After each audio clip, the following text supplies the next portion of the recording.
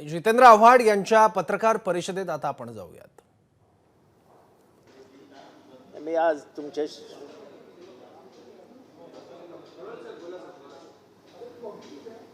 कालच्या निवडणूक आयोगामध्ये झालेल्या वादविवादाविषयी अभिषेक मनु संघवी यांनी सविस्तररित्या काल आपल्याला माहिती दिलेली आहे।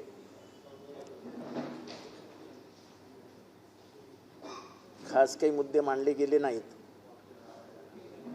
फक्त एक मुद्दा मात्र वारंवार मांडला गेला।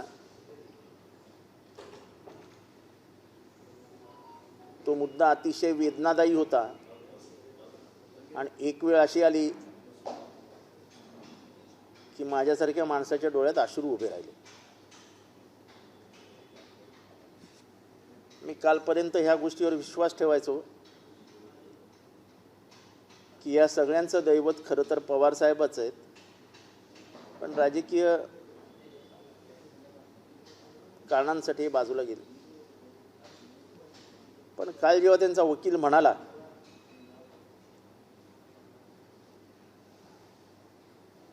की Sharad Pawar used to run his party like a fiefdom, फिफ्डमचा अर्थ संस्थान, एका संस्थानिकासारखे ते पक्ष चालवायचे। and he never bothered about democratic principles or he never behaved democratically। म्हणजे शरद पवार साहेबांना हुकुमशाह म्हणणं आणि त्यांनी कधीच पक्षामध्ये लोकशाही पद्धतीने ते वागलेच नाहीत। हा आरोप मला वाटतं कालपर्यंत जे विठ्ठल म्हणत होते, काल आमचे साहेब दैवत आहेत आम्हाला, आम्ही साहेबांच्या विषयात आमच्या मनात काहीच नाही आहे असं म्हणणाऱ्यांना मी प्रश्न विचारू इच्छितो की तुम्ही असं कसं म्हणू शकलात की साहेब हुकुमशाह आहेत? साहेब लोकशाही न मानणारे आहेत, हे तुमचे वकील कसे काय म्हणू शकले? साहेब स्वतः 2 तास निवडणूक आयोगाच्या ऑफिसमध्ये बसून होते, सुनावणी ऐकत होते। ठीक आहे, साहेब बोलून दाखवत नसतील, पण त्यांनाही कुठेतरी एक भावनिक हल्ला झाल्यासारखं वाटलं की ज्या माणसाने आयुष्यभर लोकशाही मूल्यांचा आदर केला, मुख्यमंत्री पदाचा राजीनामा दिल्यानंतर 1 तासही ते कधी त्या घरात राहिले नाहीत।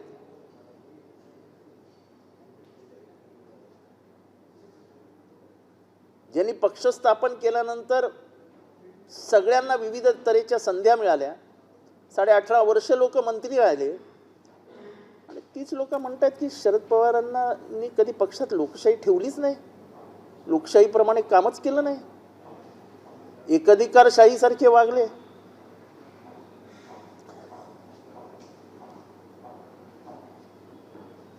हुकुमशहासारखी, म्हणजे मला त्या वकिलाचं बोलणं ऐकून असं वाटलं की कशासाठी लढतोय आपण? कुठली नीती, कुठली मूल्य? म्हणजे हे घरात बसल्यानंतर यांना फोन येणार की तुम्हाला अमुक अमुक मंत्री केलेलं आहे, जा शपथविधी करा। या सगळ्या त्यांच्या भावनिक स्वातंत्र्याचा काय फळ मिळालं त्यांना? तर ते हुकुमशाह आहेत। मला महाराष्ट्रातल्या एका माणसाला हे वाक्य पटतंय का सांगावं की शरद पवार हुकुमशहासारखे वागतात आणि त्यांनी पक्षामध्ये लोकशाही जिवंत ठेवली नाही? एवढंच होतं तर मग शरद पवारांना सोडून जायचं होतं आणि सांगायचं होतं, साहेब तुम्ही लोकशाहीवादी नाही आहात, आम्हाला तुमच्या पक्षात राहायचं नाही आहे, आम्ही स्वतंत्र पक्ष काढतो आणि स्वतंत्ररित्या आम्ही हा पक्ष चालवतो। त्यांच्या हातातलं बाळ आता वाढल्यासारखं झालंय, मोठं होतंय ते झाड तुम्ही उपटून फेकण्याचा प्रयत्न करताय, त्यांच्या हातातनं घेण्याचा प्रयत्न करताय. तोपर्यंत ठीक आहे, चला समजू शकतो राजकारण. पण काल जे काय तिथे बोलण्यात आलं वकिलांमार्फत ते मात्र सहन न होणार होतं. आणि इतकं असंवेदनशील होणं हे ज्यांनी त्यांच्याकडनं सगळं घेतलं त्यांना शोभत नाही.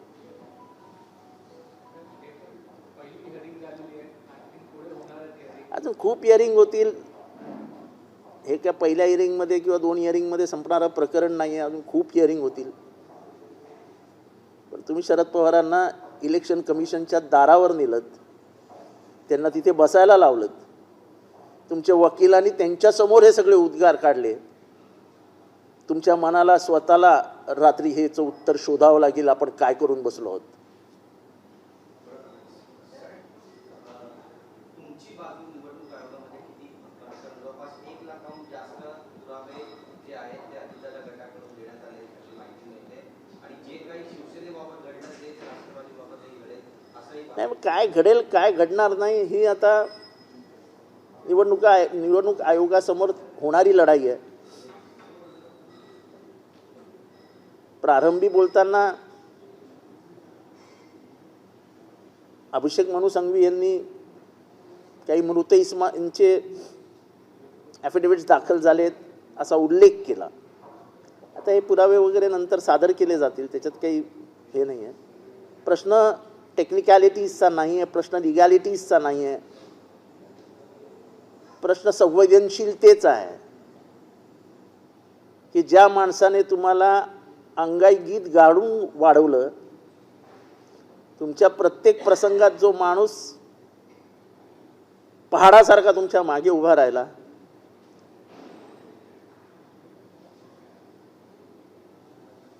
केवळ राजकीय लढाई जिंकण्यासाठी तुम्ही त्यांच्या बाबतीत असे शब्द वापरले की ते कोणालाही सहन होणार नाहीत. He was running the party like a personal fiefdom हा शब्दच मुळे शरद पवारांच्या एकूण चारित्र्याविषयी विरोधाभास निर्माण करणार आहे. शरद पवार साहेबांनी आयुष्यात कधी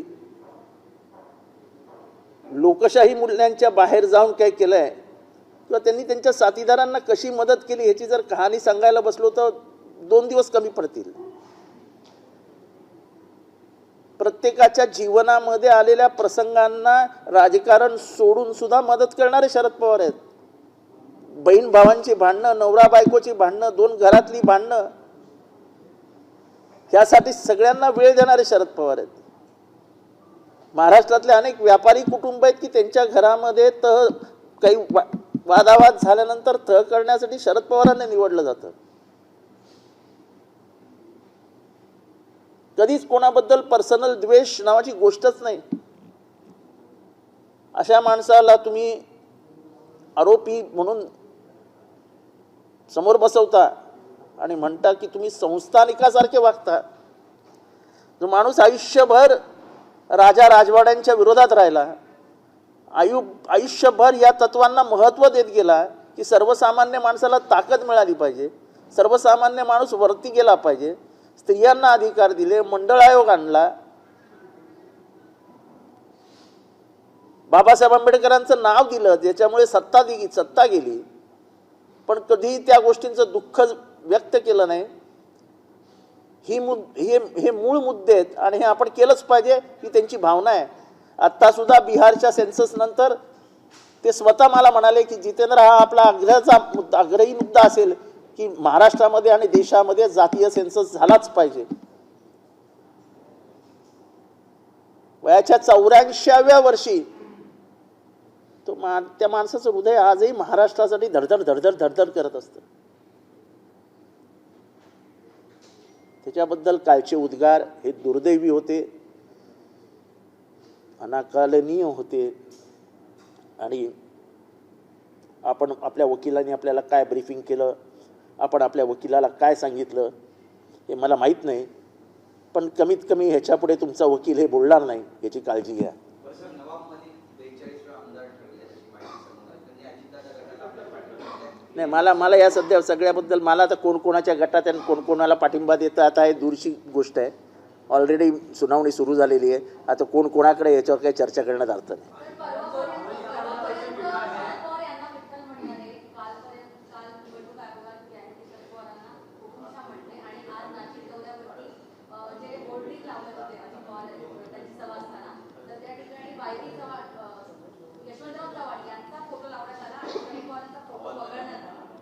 नाही, आता फोटो कोणाचा वगळा नका वगळू.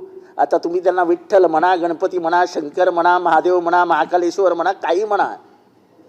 तुमच्या मनातले शब्द इलेक्शन कमिशन समोर आले. तुमचा वकील जेव्हा बोलतो तो वकील त्याला जे ब्रीफ केलं जातं ते बोलतो. त्याला तुम्ही ब्रीफ केलंत ना की हुकूम कधी काय मानलंच नाही. त्यांनी निवडणुका घेतल्याच नाहीत, राज्याच्या निवडणुका घेतल्याच नाही, हे घेतलं नाही, ते घेतलं नाही, कधी कुठल्या जिल्ह्याच्या निवडणुका घेतल्या नाही, कधी राष्ट्रामध्ये हे केलं नाही. ह्याच्या आधी पण बोलले ना, विदर्भामध्ये पक्ष वाढू दिला नाही, आम्हाला कधी स्वातंत्र्यच मिळालं नाही.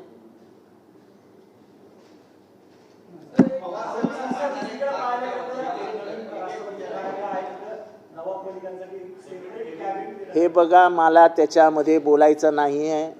मी आधीच सांगितलेलं आहे तुम्हाला. माझा जो विषय आहे तुम्हाला सांगितलं होतं, आपण गप्पा मारायला बसलो होतो.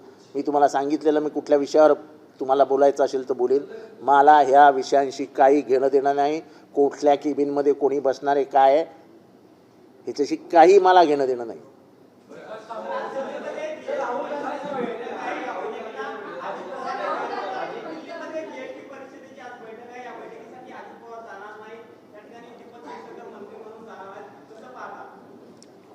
मला काय करायचंय, त्यांना ते महत्वाचं वाटत नसेल तर ते त्यांना विचारा ना. मला काय माहिती ते का जाणार नाही.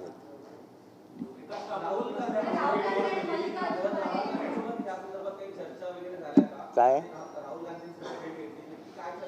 इन्फॉर्मल डिस्कशन होतं, काहीही चर्चा झाली नाही. आणि एवढं महत्वाचं डिस्कशन असतं तर कदाचित त्या बैठकीत मी नसतो. मी ज्या अर्थी तिथे होतो त्या अर्थी तिथे इन्फॉर्मल डिस्कशन झालं. मला ते शेतकरी कांदा मारतायत का बटाटा मारतायत का काय मारतायत याच्याशी काही मला माहिती नाही. मी सकाळपासून काही वाचलेलं नाही, ऐकलेलं नाही. मी डायरेक्ट घरातनं निघालो. तुमचा एक पत्रकार बंधू परवा ॲक्सिडेंटमध्ये सिरियस जखमी झालेला होता, त्याला हॉस्पिटलमध्ये ठेवण्यात आलेलं होतं. आज तो शुद्धीत आला. त्याची माहिती घेण्यासाठी डॉक्टरकडे गेलो आणि त्या डॉक्टरकडनं काही कॅन्सरची पोरं अख्ख्या भारतातनं बोलवली होती. आम्ही आज आमच्या एका कार्यकर्त्याचा वाढदिवस होता म्हणून त्या कॅन्सरच्या मुलांना भेटलो आणि मी डायरेक्ट तिथे तुमच्याशी बोलायला आलो.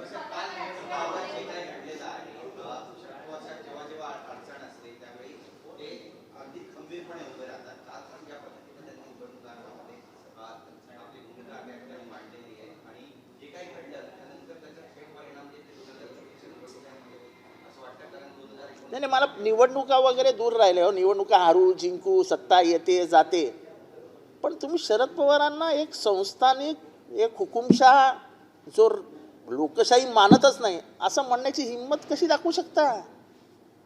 18.5 वर्ष मंत्री तुम्ही होतात ना, शरद पवार होते का?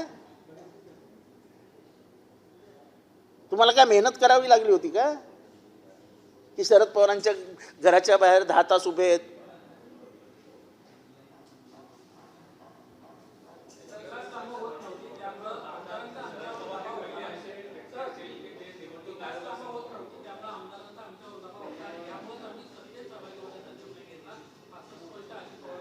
पण आम्ही त्याच्याबद्दल माझं काही म्हणणंच नाही. आता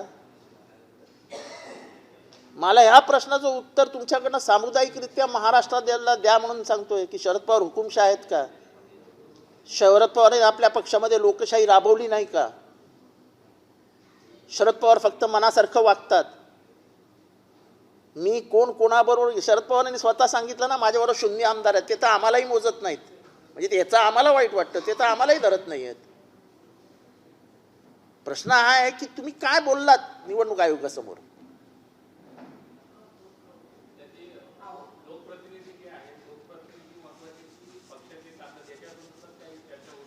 असं आहे की ते जे मांडतायत ते त्यांच्याकडे मांडायला मुद्दे कमी असल्यामुळे ते ऑर्गनायझेशनल सपोर्ट ह्याच्यावर बोलायलाच तयार नाहीत. ते फक्त आमदार आणि त्याहीपेक्षा ते म्हणाले की आमदारांना झालेलं मतदान हे गृहीत धरायला पाहिजे पक्ष म्हणजे. आता पक्षाला दिलेलं मतदान हे कदाचित मला मिळालेलं मतदान हे राष्ट्रवादीचंच मतदान आहे मी असं अजिबात मानत नाही. मी हे स्वतः सांगतो की मला मिळालेलं मतदानामध्ये खूप मतदान आहे जितेंद्र आव्हाड या नावाला मिळालेलं मतदान आहे. हे मी आत्ता सांगतो इथे. त्यामुळे मिळालेल्या मतदानाच्या जीवावरती पक्ष ठरवावेत असं जर झालं तर मग भलंच झालं. मग जे हरले त्यांना लोकांनी मतदान केलं ते काही वेडे होते? जर तुम्हाला ते शाणे वाटतात जे तुम्हाला निवडून आणतात आणि निवडून आलात म्हणजे पराभूत झाले त्या लोकांना काहीच किंमत नाही लोकशाहीमध्ये. आमचा युक्तिवाद अजून झालेलाच नाहीत साहेब.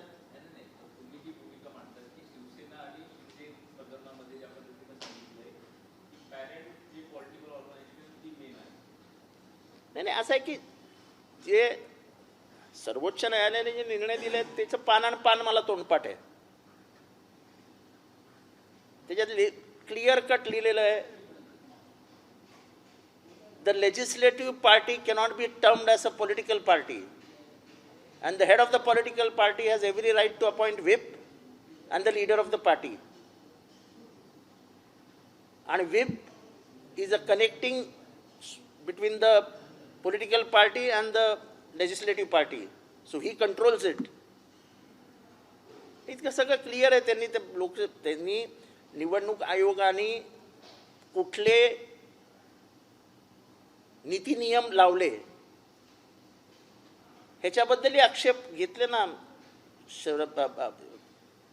Subhash Desai versus government of महाराष्ट्रामध्ये त्यांनी नोंदवलेल्या आहेत ना, आपल्या नोंदी दिलेल्या आहेत तिथे. आम्हाला त्याच्यावर बोलायचंच नाही आहे. आता जे होईल ते कोर्टात होईल, जे भांडणं होतील. शरद पवार हे हुकुमशहासारखे वागतात. त्यांनी लोकशाही मूल्य मान्यच केली नाहीत कधी. यांनी झालेलं दुःख मी व्यक्त करण्यासाठी आलेलो. मला काही बाकी इंटरेस्ट राहिलेला नाही. कोण कोणाबरोबर आहेत, किती जण कोणाबरोबर आहेत, खड्ड्यात गेले मला काही घेणं देणं नाही. शरद पवार एकटे लढायला समर्थ आहे मला माहिती आहे. वयाच्या 84व्या वर्षी पक्षावर झालेल्या हल्ल्याला उत्तर दिला हा माणूस सेनापतीसारखा समोर चालत जातो. ही हिंमत लागते यार.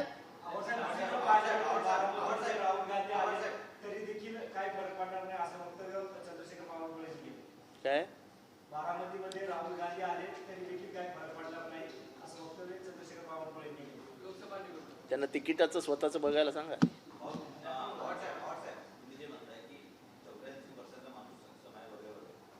साताऱ्यामध्ये लोकसभा निवडणुकीला एक सभा झाली होती, प्रॉपर्टी सभा झाली होती. त्यानंतर कालची जी उपस्थिती होती दिल्ली सुनावणीमध्ये अपोजिशन पार्टीला किंवा त्या गटाला अजित पवार गटाला एक सूचक इशारा आहे का या उपस्थिती? सूचक इशारा नाही. मला त्या माणसाच्या मनातलं जे कॉन्फिडन्स लेवल आहे, चला आपल्यासारखा माणूस संकट आल्यानंतर थरथरायला लागतो. थरथरायला मी काल दिवसभराचा त्यांचा प्रोग्राम माझ्या डोळ्यासमोर आहे. 1 मिनिटाची विश्रांती घेतली नाही त्यांनी. 1 मिनिटाची.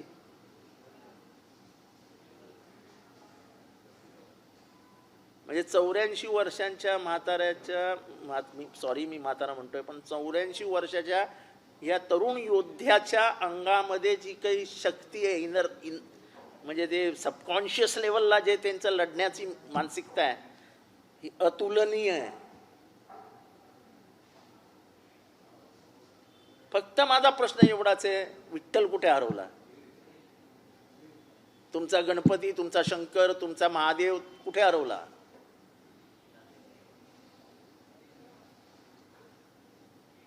लढाई जिंकायचीच होती तर त्यांच्यावरती हे घाणेरडे आरोप कशाला करायचे होते? बस माझं एवढंच म्हणणं आहे. बाकी मला काही ह्याच्यात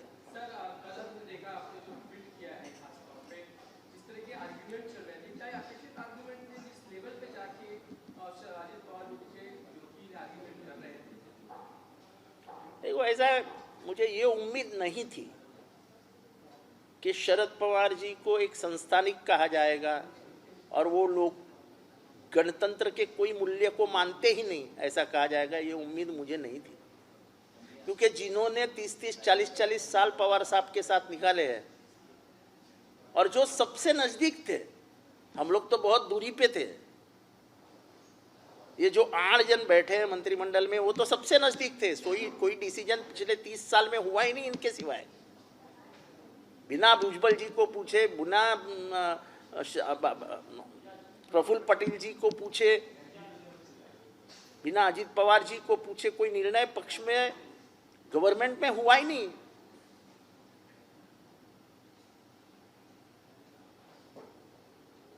तो जो इनके इतने नजदीक थे, इतने दिन उनके साथ निकाले थे, उनका वकील ये कहता है कि शरद पवार हुकुमशाह के जैसे बर्ताव करते हैं और पार्टी में हुकुमशाही चलती थी। He ran the party like his personal fiefdom. फिफ्डम इस शब्द का अर्थ निकालो। ये फिफ्डम ये शब्द का इस्तेमाल किया गया, ये फिफ्डम का आप अर्थ निकालो, फिर आपको समझेगा मेरे दिल का दर्द क्या है।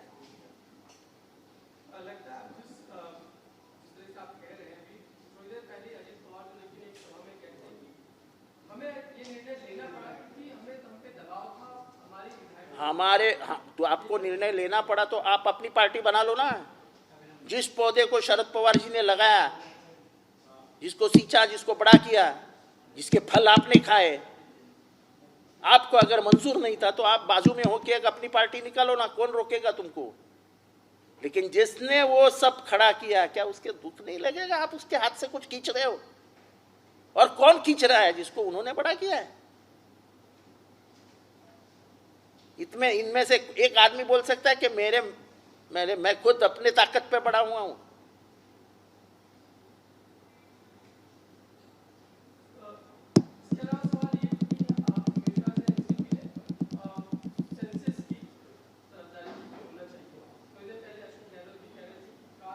देखो, कल मेरी जो पवार साहब से बात हुई और उन्होंने जो लगातार पॉलिटिकल बातें की है, उसमें उनकी भूमिका वो बोलेंगे शायद, लेकिन बिहार का सेंसस उनको दिल को छू गया है और उनका कहना है कि पिछड़ों को हम कितने दिन पिछड़े रखेंगे, ओबीसी को कितने दिन हम समाज के बाहर रखेंगे। उनको अपना अधिकार मिलना चाहिए और पूरे देश में ही सेंसस होना चाहिए।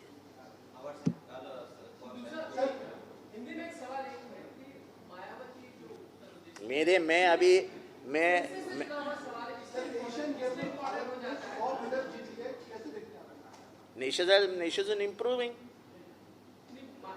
They are making best use of the facilities given to them. It is a feeling of, it is a very proudy feeling. You feel very proud when the members of the sports fraternity go and perform and earn medals, get medals, and हमारा sir ऊंचा हो जाता है।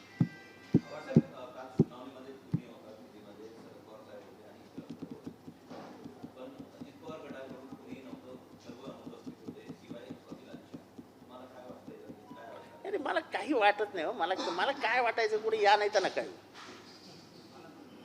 त्याच्याने मला काय फरक पडतो। प्रश्न एवढाच आहे, तुमचा वकील तुम्हाला विचारल्याशिवाय बोलतो का?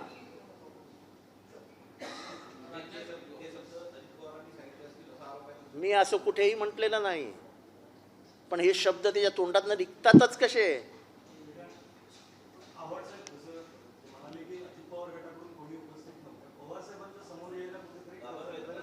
मला त्याच्याशीही काही घेणं देणं नाही,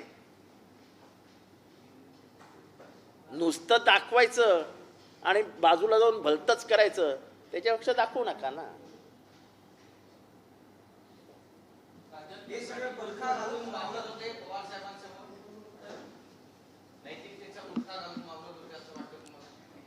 नैतिकता राहिली कुठे असं कालपासून मला वाटायला लागलं।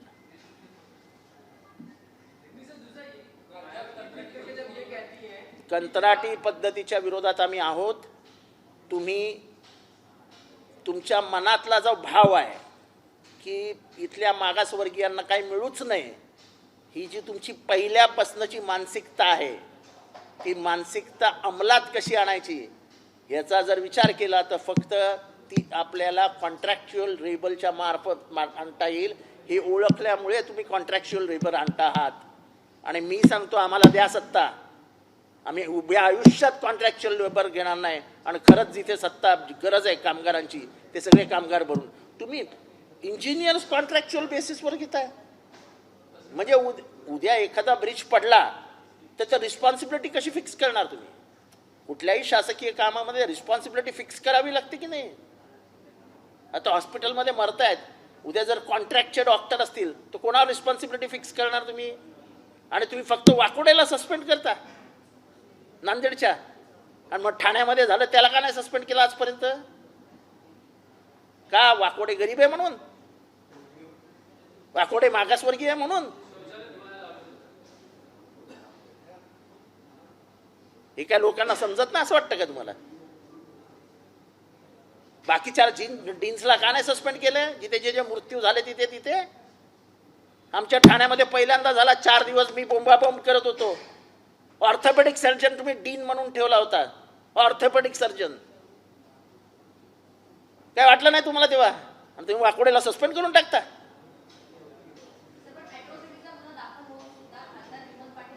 आता त्याच्याबद्दल तर मला काय बोलायचं होतं, तर कायदा आणि सुव्यवस्था आहे, ते राज्यात राहिलेला बोलणार काय? आमच्या बरोबरच्या पोरांना तुम्ही तडीपार करणार, 2 गुन्हे असताना गावाच्या बाहेर 6-6 महिने राहायला लावणार, त्यांच्या घरची परिस्थिती बिघडते, त्यांच्या आईला हार्ट अटॅक येतो. का? तर फक्त ते तुमचे राजकीय विरोधक आहेत म्हणून तुम्ही त्यांना तडीपारीच्या नोटीस देत असतात. पोलीस तर गुलामासारखेच वागतात. 2 गुन्ह्यांवर कधी कोणी तडीपारी केली आहे काय? आणि तेही गुन्हे काय? तर पोस्टर लावलं, हा गुन्हा आहे काय? काय बोलायचं? ठीक आहे, जाऊ द्या, मला जेवढं बोलायचं होतं तेवढं बोललं. जय जय महाराष्ट्र.